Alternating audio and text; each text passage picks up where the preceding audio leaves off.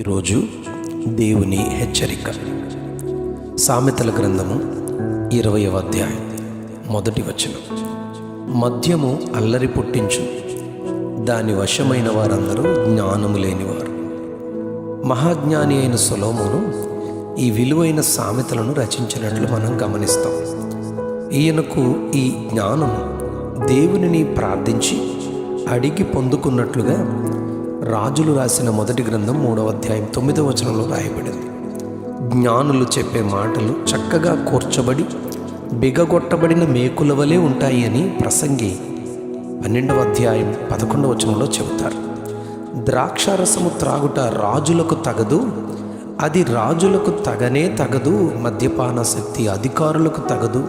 త్రాగిన ఎడల వారు కట్టడలను మరుచుదురని, దీనులకందరికీ అన్యాయము చేయుదురని సొలొమోను తల్లి 31వ సామెత 4వ వచనంలో బోధిస్తుంది.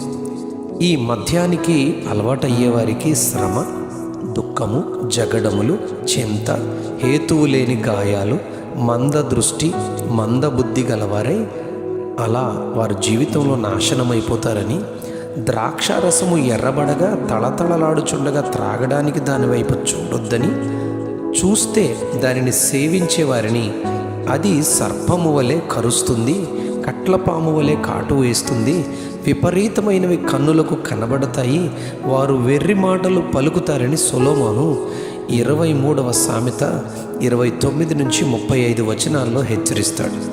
ఆదికాండం 9వ అధ్యాయం 20 నుంచి 23 వచనాలు చూస్తే, నోవహు జలప్రళయం తర్వాత వ్యవసాయము చేయను ఆరంభించి వస్త్రహీనుడుగా ఉన్నట్లు ఆ స్థితిని హాము అను నోవహు యొక్క 2వ కుమారుడు చూచి తన అన్నలకు చెప్పగా తండ్రి హామును శపించినట్లు రాయబడింది. అంతా వెక్కిరింతల పాలు అన్నట్లయింది. ఆదికాండం 19వ అధ్యాయం 31వ వచనం నుంచి 36 వచనాల్లో సొదొమ గొమొర్రాలు దేవుని ఉగ్రతకు కాలిపోయిన తర్వాత లోతు కుమార్తెలు ద్రాక్షారసాన్ని లోతుకు త్రాగించి పాపము చేస్తారు. అంతా వెక్కిరింతల పాలు అన్నట్లే అయ్యింది. సమూయేలు రాసిన మొదటి గ్రంథం 25వ అధ్యాయం 36 నుంచి 38 వచనాల్లో మాయోనులో ఆస్తి గలవాడైన నాబోలు భాగ్యవంతుడుగానే అతడు ఉంటాడు, కానీ చర్యలను బట్టి చూడగా అతడు మోటువాడని, దుర్మార్గుడని 25వ అధ్యాయం 2వ వచనంలో చూస్తాం. సమాధానంతో మాట్లాడిన దావీదు రాజుతో నాబాలు చాలా దురుసుగా ప్రవర్తించి దుర్భాషలాడి దావీదెవరో తెలియదు అన్నట్లు మాట్లాడి ఇంటిలో విందు చేసి త్రాగుచూ బహు సంతోషిస్తూ మత్తుగానుంటాడు.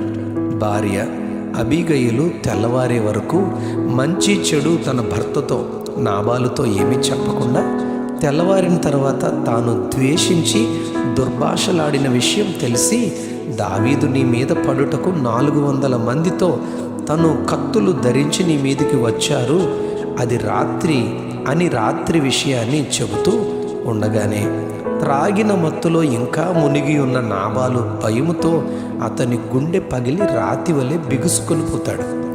10 దినముల తర్వాత దేవుడు మొత్తుతాడు. నాబాలు చనిపోయినట్లుగా అతడు జీవితం వెక్కిరింతల పాలు అన్నట్లుగానే అయ్యింది. యెషయా గ్రంథం 5వ అధ్యాయం 22వ వచనంలో ద్రాక్షారసము త్రాగడంలో ప్రఖ్యాతి నొందిన వారికి, మద్యము అదే ద్రాక్షారసాన్ని కలపడంలో తెగువ గల వారికి, ఎక్స్పీరియన్స్ కలిగిన వారికి శ్రమ అని ప్రవక్త యెషయా హెచ్చరిస్తాడు. ఈ ద్రాక్షరసం త్రాగేవారు మద్యం నిండారులుగా తాగుదాం రండి, నేడు జరిగినట్లు రేపు మరి లక్షణంగా జరుగుతుందని మానలేని స్థితిలోనికి వెళ్ళిపోతారని హెచ్చరిస్తాడు. యెషయా గ్రంథం 28వ అధ్యాయం 7వ వచనంలో ద్రాక్షారసము వలన సొక్కి సోలిపోతారని, మద్యము వలన తత్తరపడుతారని, అంటే దడతో వణికిపోతారని తెలియచేస్తాడు యెషయా గ్రంథకర్త. హోషేయ గ్రంథం 7వ అధ్యాయం 5వ వచనంలో ద్రాక్షారస బలము చేత మత్తిల్లి జబ్బు పడతారని, వారు అపహాసకులకు స్నేహితులవుతారని హోషేయ ప్రవచిస్తాడు. హబక్కూకు ప్రవచిస్తూ 2వ అధ్యాయం హబక్కూకు గ్రంథం 2వ అధ్యాయం 15-16 వచనాల్లో త్రాగి పొరుగువారి మానములను చూడాలని, వారి మానాలను చూపించుకుంటారని తెలియచేస్తూ, నేటి కాలంలో యవనస్తులు చేస్తున్న పాపం, వీడియో చాటింగ్ లాంటివి చూస్తున్న పరిస్థితులను కలిగి ఉన్న వారికి శ్రమ అని హబక్కూకు హెచ్చరిస్తాడు. హోషేయ గ్రంథం 4వ అధ్యాయం 11వ వచనంలో వ్యభిచార క్రియలు చేత, ద్రాక్షారస పానము చేయుట చేత, మద్యపానము చేత మత్తులైపోతారని, వారు మతి చెడి వారు చెడిపోతారని, వారు బలహీనులవుతారని ప్రవచిస్తూ దేవుని వేదనను హోషేయ తెలియచేస్తాడు. గలతీ పత్రికలో పౌలు ఇట్టి వారి కొరకు 5వ అధ్యాయం 21వ వచనంలో మాట్లాడుతూ, గలతీ పత్రిక 5:21లో మాట్లాడుతూ, భేదాలు, విమతములు, అసూయలు, మత్తతలు, అల్లరితో కూడిన ఆటపాటలు మొదలైనవి చేయువారు దేవుని రాజ్యమునకు అర్హులు కారని హెచ్చరిస్తాడు. కొరింథీ పత్రిక 1వ పత్రిక 6వ అధ్యాయం 10వ వచనంలో పౌలు ఇలా అంటాడు: దొంగలు, లోబులు, త్రాగుబోతులు, దోషకులు, దోచుకునేవారు దేవుని రాజ్యానికి వారసులు కారు అని హెచ్చరిస్తాడు. పౌలు ఎఫెసీ పత్రికలో 5వ అధ్యాయం 8వ వచనంలో మద్యముతో మత్తులై ఉండకుడి, దానిలో దుర్వ్యాపారము కలదని, అయితే ఆత్మపూర్ణులై ఉండండి అని సంఘాన్ని హెచ్చరిస్తాడు.